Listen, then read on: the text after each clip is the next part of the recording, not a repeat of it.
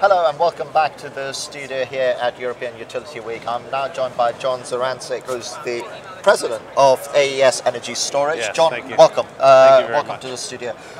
Firstly, thank you for making the time as well to be here.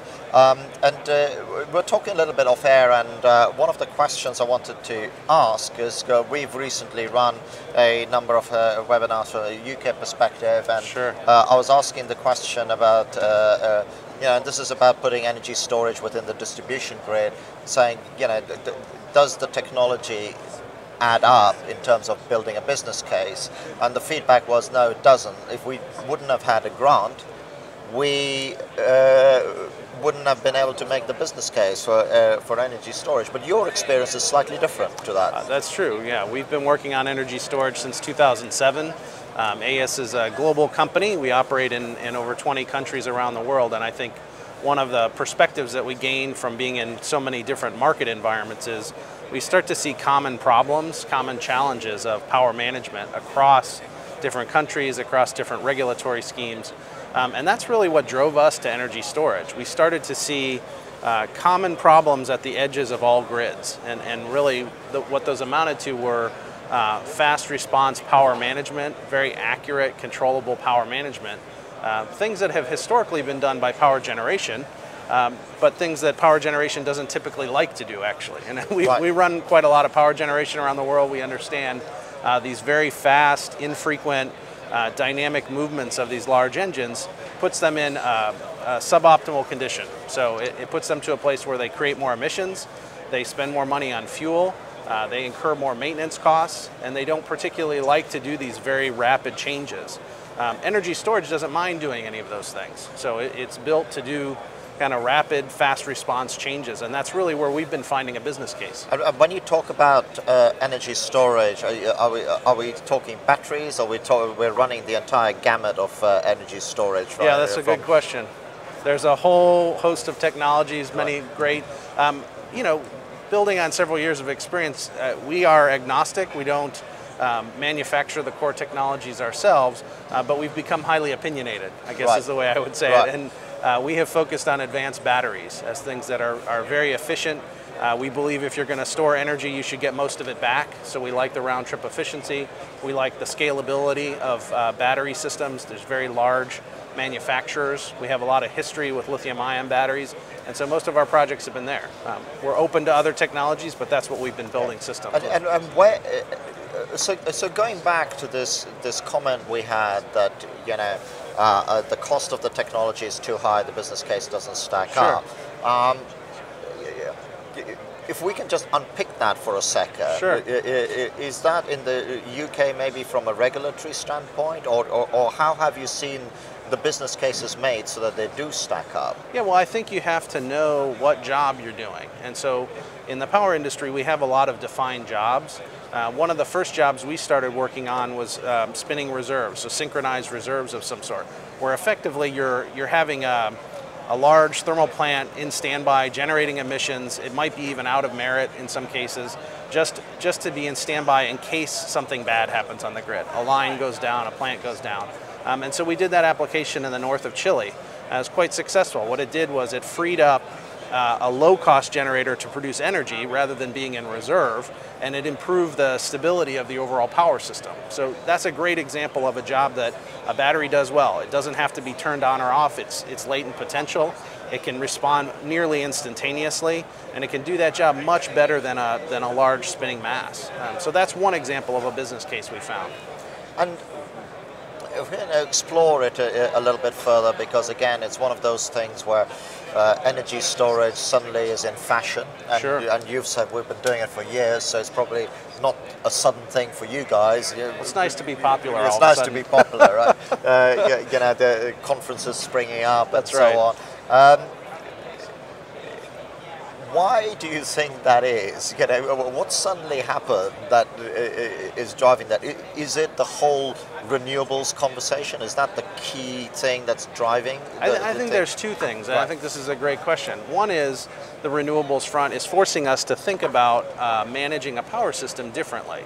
And so historically we've had a very dependable generating source. It's been very static. We can set it to an exact point, and except for problems, we're basically managing something very known against consumption, which varies a little bit. Today we're putting in resources to meet our other objectives of a clean grid that the sources vary and the consumption varies. So now when you have the problem of being a system operator who has to balance those in real time, you have on either side things that are varying quite a lot. So that's the renewable challenge.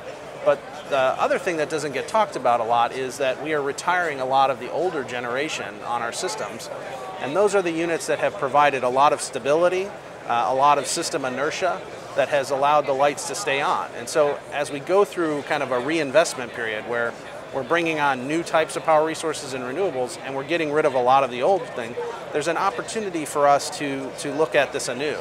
And if we're building it anew, having something that's very fast, has no emissions, and can be sited in places you'd never put a power plant is an ideal solution, and that's what energy storage brings. All right. And are you seeing a trend towards, because there's the other talk about, okay, do we have distributed storage, or do we have centralized grid scale storage? I'm not going to try and put the answer in your mouth, but what's sort of your view about? Sure. Because people seem to be saying, oh, we'll have this, or we have this. To me, it doesn't strike a this or this conversation. It's kind of where it's right. I think you're right. I think we'll have both, and they'll emerge in different time frames and for different types of uses. We've been focused on more central station type applications. It's still distributed in comparison to building a 1,000 megawatt generator. It's much more distributed than that, but it isn't yet at the house level. So I think we'll see both of those things emerge. Mostly where we're seeing distributed today, it's where there's been an incentive for that for some reason. And there's a lot of good reasons to think about that, avoiding some of the distribution costs and grid build out. But today I think we've seen a lot of things emerge and prove themselves in a, say, semi-centralized fashion, and then over time decentralize.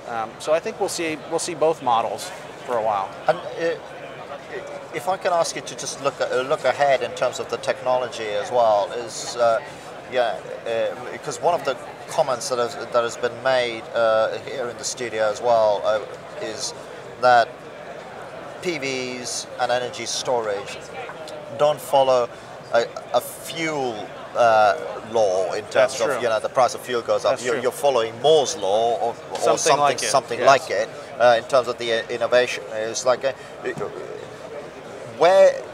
how far do you see this going, and where's the tipping point to that affordability of me having a battery pack in my house and things like that? Well, I think it depends on what the job is you want to do. I think the most critical jobs are for us to keep the lights on and then use everything we've already built and paid for most efficiently. So if there's ways for us to get more value out of the transmission infrastructure we paid for, if there's a way for us to dispatch the other renewables and thermal units that we have more reliably, and that's really what we've been doing in the middle US.